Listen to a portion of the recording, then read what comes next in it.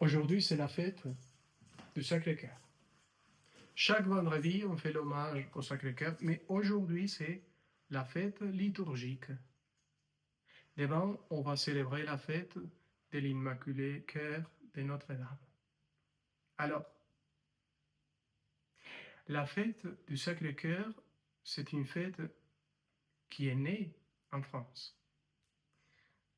Marguerite Marie, quand elle a vu le Sacré-Cœur, et quand le Sacré-Cœur lui a montré son amour, quand il a pris son cœur pour le fondre dans les siens, quand il lui a donné son Sacré-Cœur et lui a montré son Sacré-Cœur, et il a dit, voici le Sacré-Cœur, mon cœur qui a tellement aimé les hommes, c'était ici en France. Et c'était à une époque où on pensait qu'il était possible les totalitarismes, mais finalement, le Sacré-Cœur va montrer son visage pour dire, voici, donnez-moi tout ton cœur, donnez-moi toute ton âme. Je veux devenir le roi, le seul roi de ton amour, le seul roi qui soit capable de régner, de te donner mon amour, de transformer ta nature, l'humanité tout entière, ton pays aussi. Donc, à une époque où on imaginait le totalitarisme, Jésus va rentrer dans cette pensée pour dire, et voilà, non, plutôt, moi je peux devenir votre roi, votre Seigneur, celui qui va transformer votre existence. Attention, c'est pas quelqu'un qui est plein d'orgueil, d'égocentrisme pour dire moi, mais du tout. Jésus, Dieu n'est pas comme ça. Il veut devenir quelqu'un qui va transformer la nature humaine, qui va faire arriver au mieux la nature humaine. Il va nous donner la vie éternelle. Il va nous donner le salut.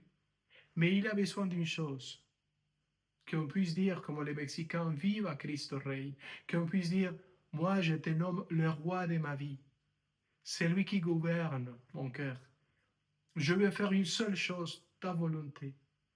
Je vais penser à cela que tu me demandes dans mon cœur et je vais te demander, aide-moi à faire ta volonté.